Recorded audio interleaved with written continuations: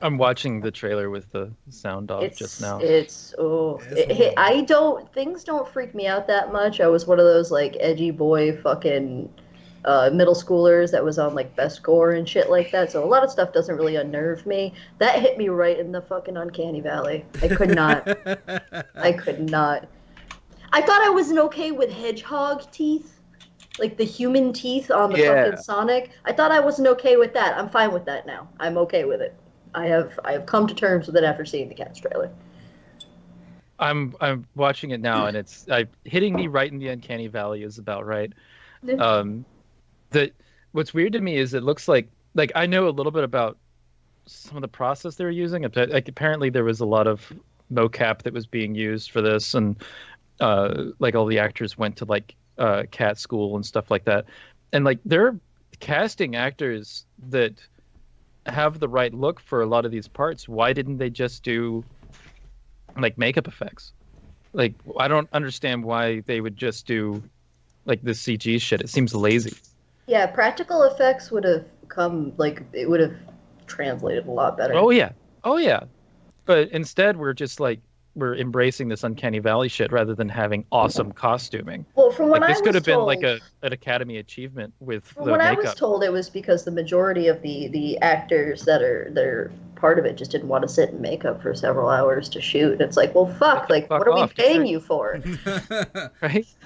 Like if I'm giving you $1 million fucking to be in my movie, you sit in the makeup chair for a minute, right? Like I understand you motherfuckers are SAG, but like, come on, like. Well, yeah, and it's good, and this is going to be at least a 6-hour application if you do it right. So, it's gonna hurt scheduling. It's gonna be a waste in a lot of people's day and all that crap. And I understand all that shit, believe me. But like, this is the kind of thing that you put that sort of effort towards, and you get actors that want to do that kind of thing, that are committed to that kind of project.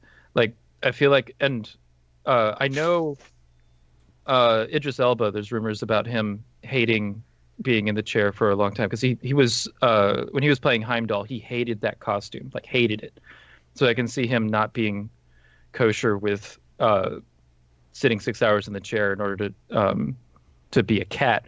But a lot of the other actors, I'm like, nah, you guys should be fine. Like Ian McKellen, dude, come on. There's no way that guy wouldn't have been okay with going through. Yeah, no, that guy's a fucking team player. He would have totally sat there and take the makeup. Yeah.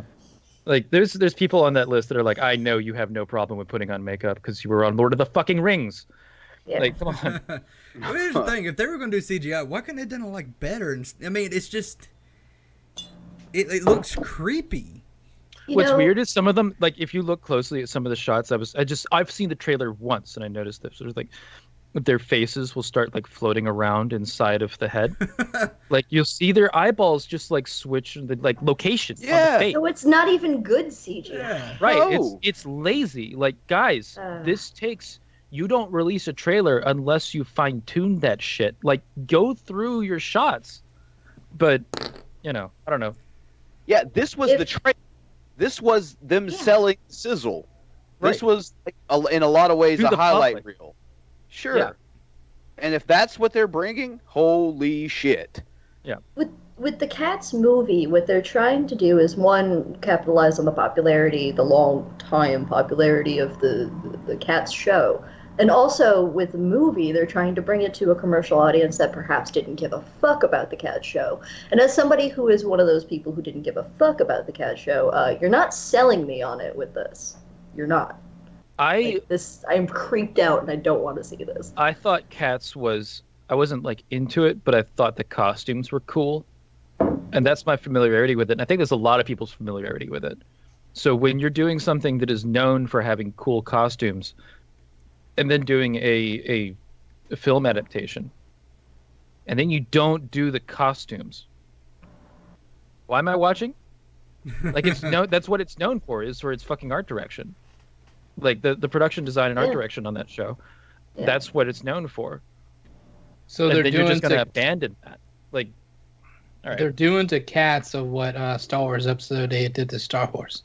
So see, I like Episode 8. I like it though. I don't have. I know. He bastardized Luke. Oh my god. I don't have a problem with what they did to Luke. I do have a problem with the whole like casino thing, but overall, overall, I'm gonna get more hate for that than the whole pagan thing. But yeah, Palpatine is coming back. Is he? You haven't seen the trailer? What is? Oh, Palpatine. Why? No, I bringing back Palpatine. After 8, I'm not giving him money. Palpatine's laugh is in there, but I don't know. I don't know if he's coming back. Oh yeah, man! It's gonna be a fucking Force Ghost party. Everyone knows that. I think that you might be right about that. Like episode. I don't think that episode 8 ruined it, but episode 9 might. I'm apprehensive about it. Ain't no party like a Force Ghost party. I know Kevin Smith is excited. Did you see that interview with him where he was like freaking the fuck out about how much of a genius J.J. Abrams is? He's just a mark about everything fucking Star Wars, to be honest. J.J. Abrams did a good job with 7, though. 8 was... Yeah, he did. Yeah. Mm-hmm. Yeah. It was fun. 7 was... okay, all right, nothing new, but I'm into it. And then... There's nothing new about 8. 8 was like... Well, no, 8 was... There was new shit in 8, but the problem is that it was new shit that pissed off a lot of the fan base. It was just like, wait a minute, no, you're doing things different in the extended universe, and I'm upset.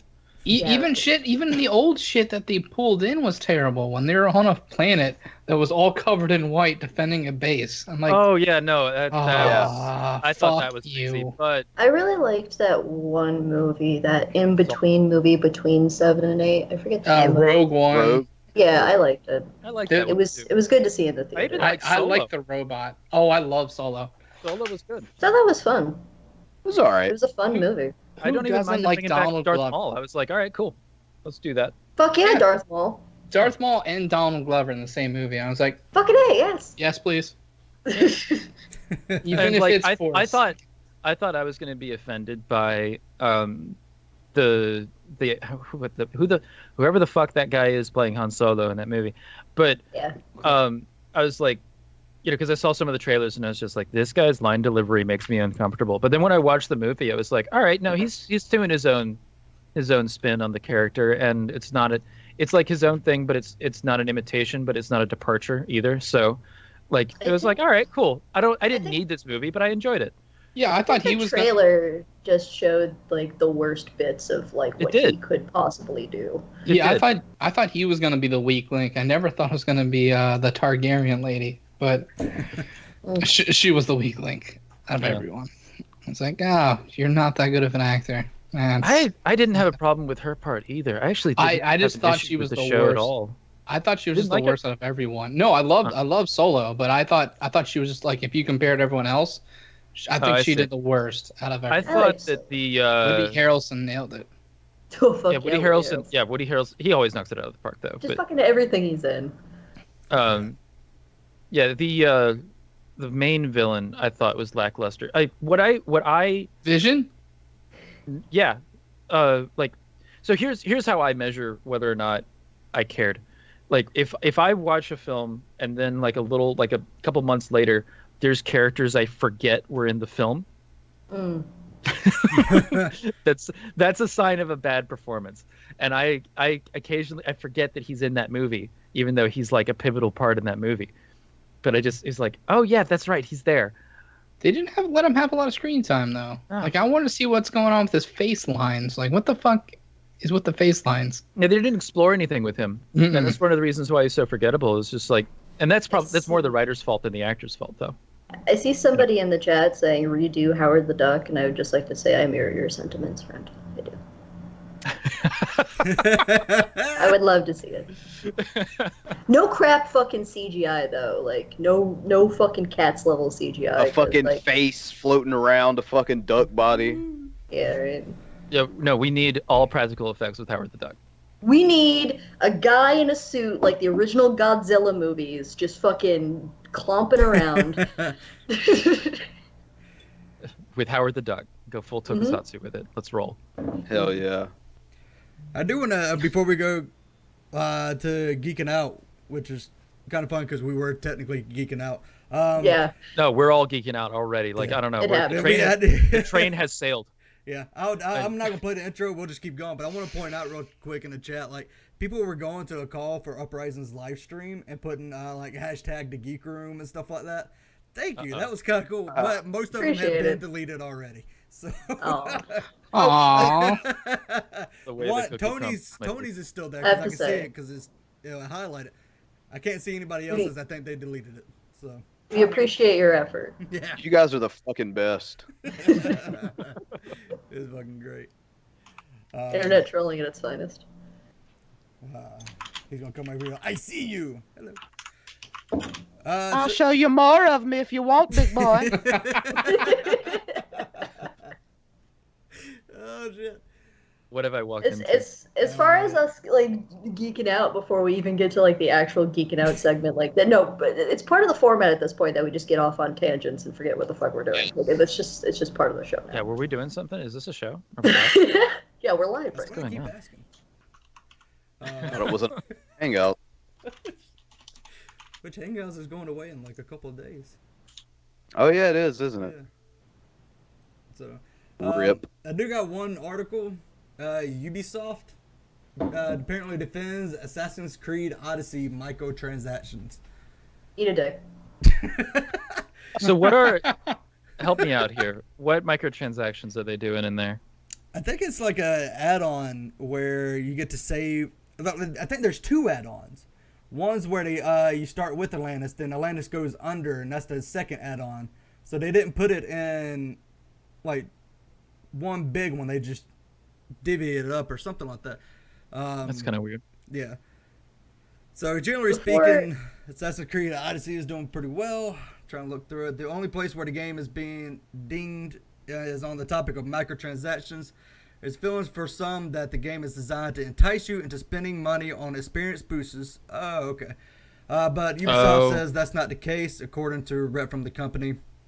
Time savers. Really?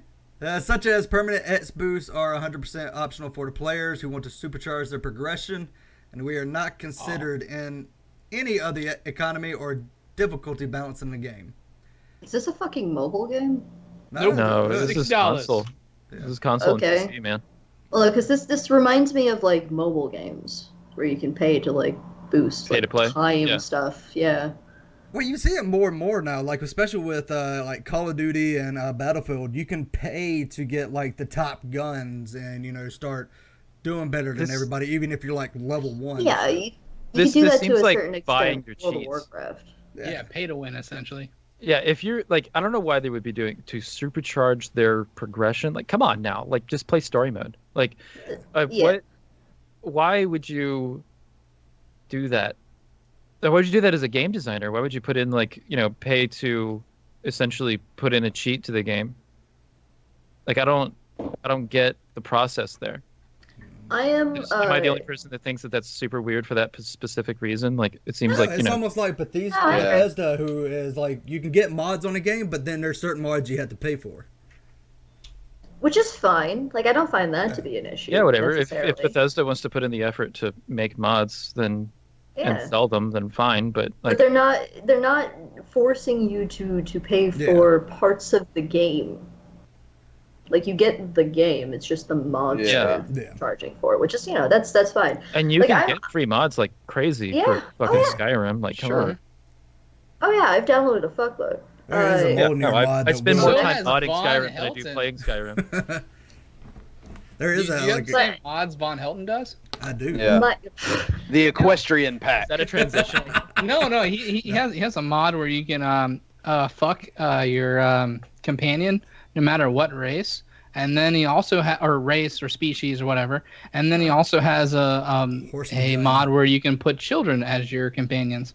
Huh. Let's put 2 and 2 together and get 22. I have several questions. Oh, he fucks kids in Skyrim. They call it pedo. They called me. Why did you answer all the questions? No, that is.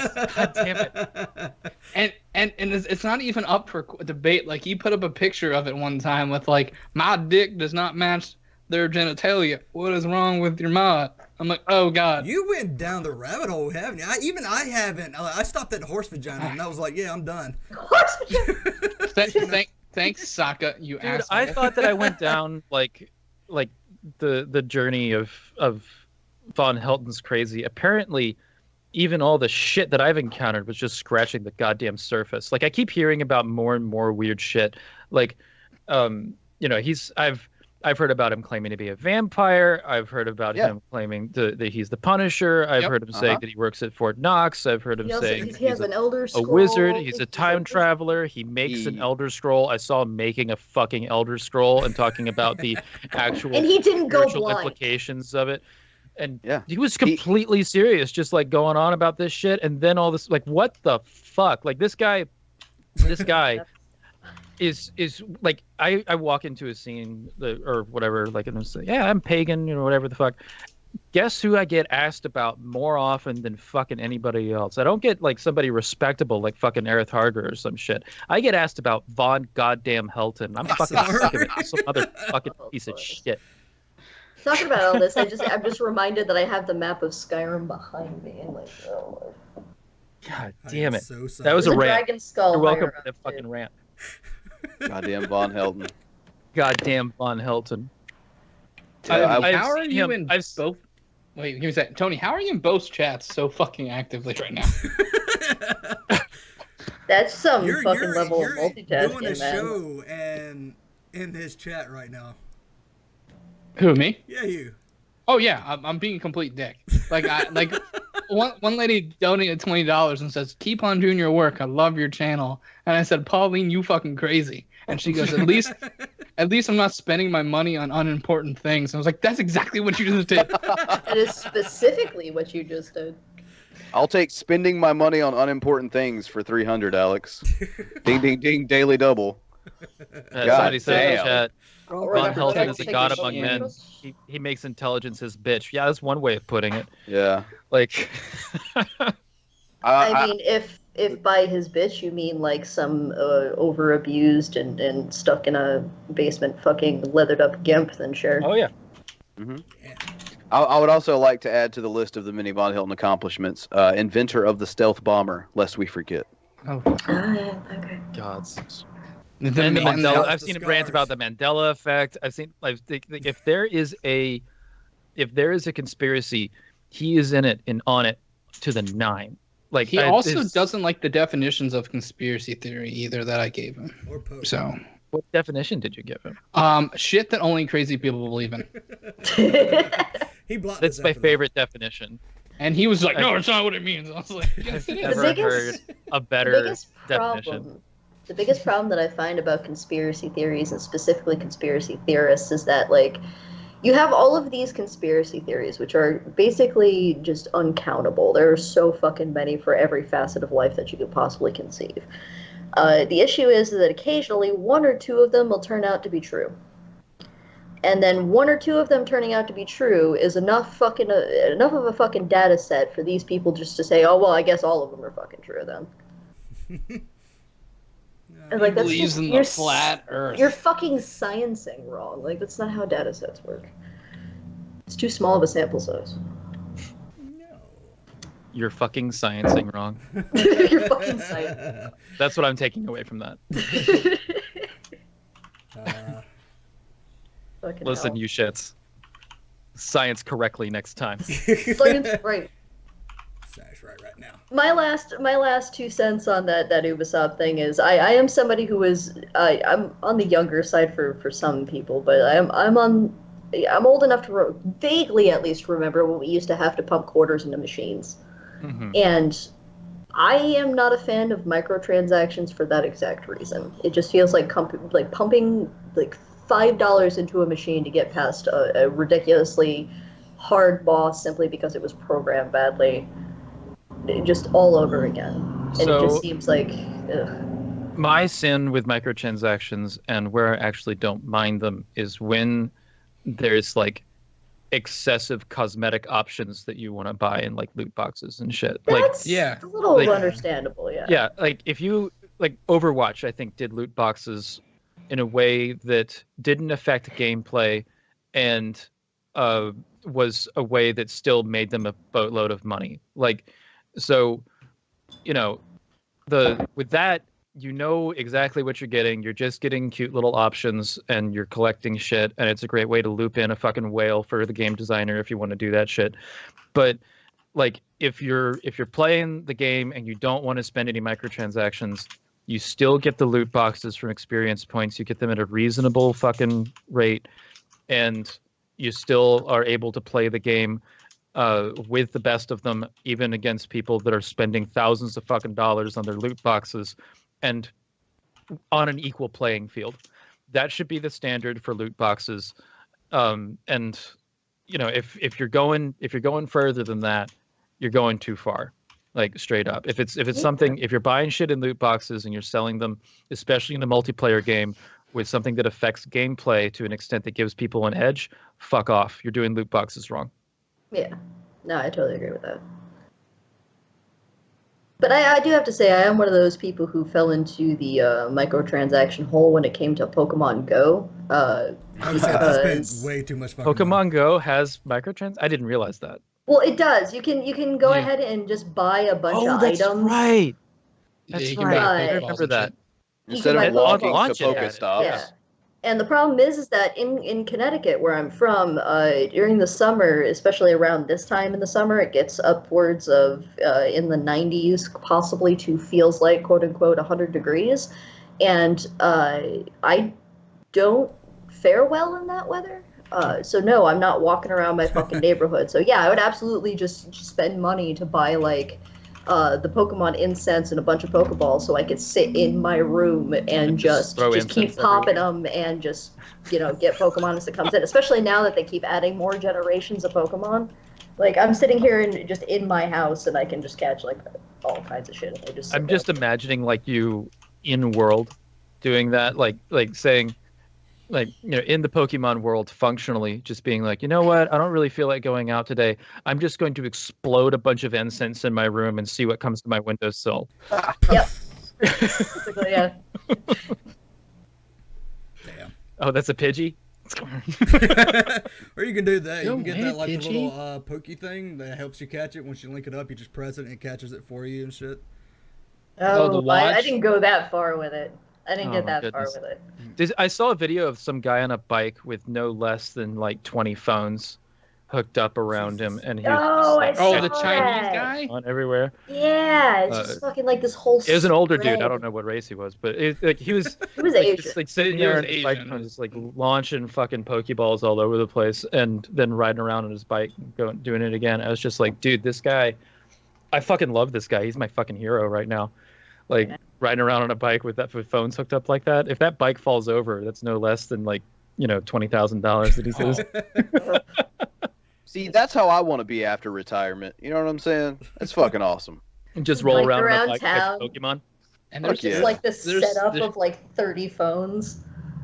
Yeah, he There's had like a definitely car some- battery or something like that hooked up to his bicycle, and like all these chargers all hooked up to his phone because everybody knows that fucking Pokemon Go is a power suck.